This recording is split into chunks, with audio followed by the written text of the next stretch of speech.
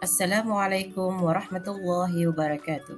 Bertemu kita lagi di dalam pelajaran muamalat sambungan minggu lepas, iaitu minggu 5, iaitu syarat-syarat barang yang dijual. Okey, kita teruskan saja pembelajaran hari. Okey. Syarat-syarat barang yang dijual, syarat-syarat barang yang dijual ini ada 5, iaitu yang pertama, satu, hendaklah ia suci. Maksudnya suci ini ia tidak tercampur dengan benda-benda najis. Misal contoh, susu tercampur dengan darah. Tidak boleh tu Mesti susu tu pure, tidak ada bercampur apa-apa yang najis. Yang kedua, ada manfaatnya. Maksudnya ada manfaatnya ni ialah ia boleh digunakan. Misal contoh, nasi untuk diapa? Untuk dimakan. Air untuk diminum. Itu maksudnya. Yang ketiga, dapat diserahkan. Maksudnya dapat diserahkan ni ialah kita ni boleh memberikan barang itu arah orang pembeli. Maksudnya, misalnya bukan macam contoh kalau burung yang terbang atau dapat kita ni serahkan ke indak, ia terabang, anda dapat baru lagi sampai kita ni tangkap, ia sudah terbang ke tempat lain. Itu indah dapat tu bukan yang dimaksudkan dapat diserahkan tu. Okey. Yang keempat, ada dalam milik dan kekuasaan penjual. Maksudnya di sini barang itu kepunyaannya kan, ia boleh suka hatinya yang akan menjual ataupun indak. Itu ia punya miliknya. Dan yang kelima, diketahui oleh penjual dan pembeli akan barang yang dijual. Maksudnya di sini si penjual dan pembeli itu tahu barang yang akan dijual itu. Misal contoh, barang yang akan dijual itu kereta. Kereta tu ia lihat warnanya merah, keretanya Fortuner. Maksudnya macam itu. Ia tahu, si penjual dan pembeli itu tahu apa yang akan dibeli itu. Okay, apa yang akan dijual itu. Itu maksudnya. Okey. Tadi berbalik semula arah tempat. Maksud hendaklah barang yang dijual itu suci. Maksudnya seperti contoh ikan, buah, nasi, sayur, semua tu adalah makanan yang suci. Yang suci ni macam daging babi, daging anjing boleh dimakankan. Yang boleh tu Okey, yang suci tu. Ataupun buah tu terkena najis. Kalau buah tu terkena najis, misal contoh buah durian tergugur tiada tahi. Caranya kalau mau ia boleh dijual, dicuci dulu. Dicuci dulu, dihilangkan najisnya baru boleh dijual. Macam tu caranya. Indaklah suci. Jadi kalau yang kotor, kalau ia tidak suci, sucikan dulu. Kecuali macam babi apa tu, tidak boleh disucikan lah. Memang ia haram ataupun ikan terkena darah tu, cuci dulu macam tu. Okey, najis yang dapat dimaafkan boleh disucikan itu maksudnya. Maksud barang yang tidak suci. Masuk. Kalau tadi barang yang suci kalau barang yang disuci ni maksudnya tadi sesuatu najis seperti anjing, babi, arak, darah, gading gajah atau gading gajah yang panjang atau ada siring hidungnya panjang atau ada siringnya putih kan melentik atau itu gading. Sumbu badak, sumbu badak kamu tahu kan? Dino yang tadi tu. Dan lainnya. Daripada segala yang najis-najis, maka barang yang sedemikian tidak sah dijual. Maksudnya anjing, babi, arak, darah tu tidak sah dijual lah. Tidak boleh dijual tu pasal dia tidak suci. Najis Okey. Okey. Tadi berbalik semula arah tempat. Maksud menjual sesuatu benda yang suci tetapi benda itu terkena najis. Hukumnya terbahagi kepada 3-nya. Okey, misal contoh yang pertama. Okey, jika terdapat disucikan dengan cara dibasuh. Kalau sekiranya kalau benda tu dapat dicuci, misal contoh buah durian terkena najis. Ataupun kain terkena najis. Tiba-tiba masa kamu ngampaikan kain itu terkena air kencing di kamu. Lepas itu cuci dulu kain itu, cuci bersih-bersih, jamur, hilang sudah cium baunya, hilang dah ada baunya sudah.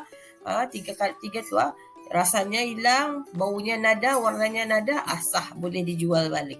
Boleh dijual maksudnya macam tu. Sama je dengan buah durian itu tadi. Kalau buah durian itu dia tergugur, terkena tergulik, terkena aran najis tai kerbau, boleh. Buang dulu, cuci bersihkan dia kulitnya kan, yang dimakan isinya bukan kulitnya. Okey, dibuang dulu, dibersihkan, lepas tu boleh dijual. Itu maksudnya, sah hukumnya. Okey, yang kedua. Kalau yang kedua tu, jika tidak dapat disucikan dan ia asing dengan sendirinya, maksudnya di sini macam minyak minyak tu terkena najis. Ataupun minyak tu terkena darah. Kan minyak tu timbul kan, terasing dengan najis satu. Atau tiap-tiap sesuatu benda yang cair yang terkena najis. Hukumnya tidak sah dijual. Atau macam susu tercampur dengan darah. Dia macam liquid kan tu. Air sama air maksud cikgu. Sejenis yang cair. Jadi hukumnya tidak sah tu mana dapat diasing-asingkan tu air sama minyak tu, macam mana akan menapis dah dapat kan. So hukumnya adalah tidak sah. Dan yang ketiga, jika tidak dapat disucikan tetapi ia tidak asing dengan sendirinya.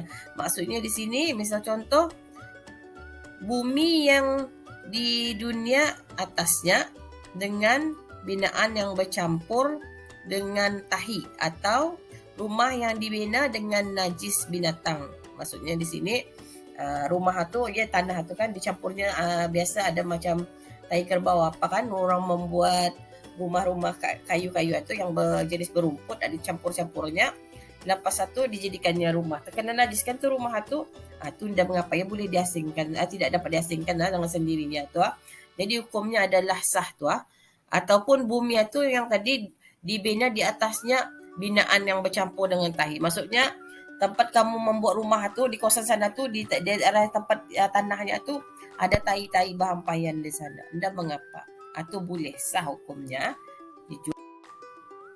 Maksud barang yang dijual itu hendaklah ada manfaatnya yang harus pada syarak. Maksudnya di sini seperti baju untuk dipakai, buah untuk dimakan, kayu untuk dinding rumah, kereta digunakan untuk kenderaan dan sebagainya. Dan sah dijual sesuatu yang ada manfaatnya pada syarak walaupun untuk masa depan seperti kuda kecil yang telah mati ibunya. Maksudnya di sini kata ni baju tu boleh tadi pakai apa saja barang ia ada manfaatnya boleh digunakan.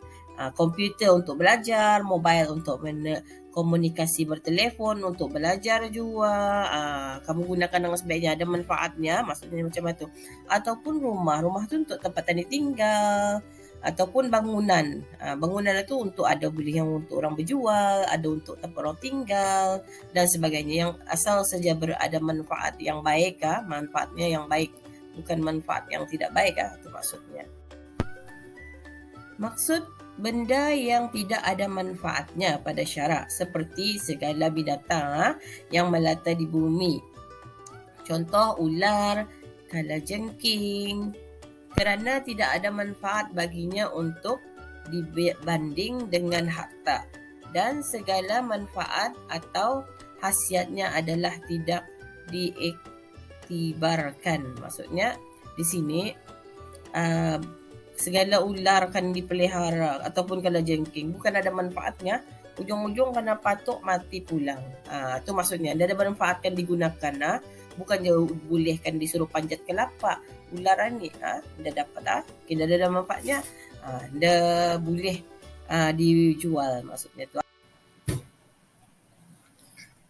Maksud barang yang dijual itu hendaklah dapat diserahkan adalah seperti masalah-masalah yang terangkan di bawahnya. Okey, maksudnya yang pertama, menjual sesuatu barang yang dirampas oleh orang lain. Maksudnya ada hukumnya tidak sah, tetapi jika sekiranya pembeli itu sanggup untuk mengembalikan dan mengambil barang tersebut, maka jualan itu adalah sah. Kalau barang yang dirampas tidak sah dijual Okey, kalau kecuali orang yang mengambil barang itu jualannya tu ia mengembalikan, lepas itu dijualnya itu boleh. Okey, menjual binatang yang lari dan sesat, hukumnya adalah tidak sah kerana jualan itu tidak dapat diserahkan kepada pembeli. Maksudnya di sini kalau macam maksudnya kerbau berlari, lepas tu sesat lari ke hutan dah tahu ke mana, itu hukumnya tidak sah. Ataupun yang ketiga, menjual burung yang terbang, tidak sah walaupun burung itu pada adatnya kembali ke sarangnya. Anda sah burung yang terbang itu kujual tu burung yang terbang itu, anda sah hukumnya. Dan yang contoh yang keempat, menjual lebah yang terbang jika ibunya tidak ada dalam sarangnya. Tidak sah, tetapi jika ibunya ada dalam sarangnya, sah menjual lebah itu kerana boleh berpegang kepada adat kebiasaannya dan bahawa lebah itu boleh ke sarangnya semula arah ibunya, maksudnya macam tu. Hukumnya adalah tidak sah kalau ada ibu dalam sarang lebah-lebah itu. Dalam sarang lebah itu, bukan lebah-lebah, lebah. Penyangat dia kata. Contoh yang kelima iaitu menjual ikan yang ada dalam kolam. Hukumnya menjual ikan yang ada dalam kolam. Ia ada dua hukum tu. Satu, tidak sah jika kolam itu luas dan susah untuk mengambil ikan tersebut. Dan yang kedua, sah menjualnya jika ikan itu mudah diambil dan dapat dilihat ketika ia dalam air. Kalau ia menanang-nanang di air itu, nampak tadi lihat, sah tadi menjual. Tapi kalau dah tadi lihat mana satu ikan ni, besar kan tempat itu, kolam itu, jadi hukumnya tidak sah. Contoh yang keenam, menjual sebahagian daripada sesuatu benda yang tertentu. Jika benda itu dipotong, sekiranya contoh itu kain. Kain itu dipotong macam dibagi dua lepas tu dijual. Ada sah tu jualannya tu. Ataupun bejana ni maksudnya macam mangkuk kalau kata ni orang sekarang ni mangkuk ataupun gayung, bukan gayung, sejenis macam untuk menyimpan air, dibagi dua, dipotong, desah tu hukumnya kerana boleh berkurang atau harganya tu mana juga dapat dipakai kan kalau bakul lah tu atau apa ni orang tak pernah penyimpan air tu dipotong dua, di mana tu keluar je airnya tu. Hukumnya tidak sah kerana mengurangkan bakul mengurangkan baldia tu maksud.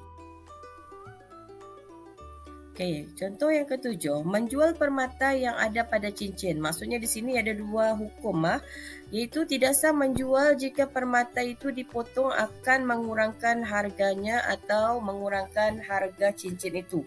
Tidak sah kalau dikurangkan jadi kurang harganya tu ataupun cincin itu.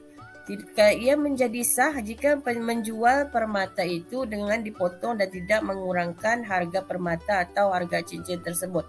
Kalau dikurangkan, indah mengurangkan harganya, harga cincin itu sah hukumnya. Menjual sebahagian daripada tanah secara milik bersama dan tanah itu tidak akan binasa jika ia dibahagi-bahagi menurut milik si penjual itu. Maksudnya sini, kalau orang menjual tanah seekar itu, sekiranya dengan berbagi dua di beradia, akan dijualnya separuh orang punya. Kalau waktu sah berjual beli, bukan yang tanah di pasar tu maksud cikgu, tanah yang untuk dibuatkan rumah, bangunan, itu maksudnya. Sekian saja dulu pembelajaran cikgu bahagian muamalat pada minggu 5 kali ini. Terima kasih kerana sudi melayari channel Cikgu Sina. Cikgu akhiri dengan Assalamualaikum warahmatullahi wabarakatuh.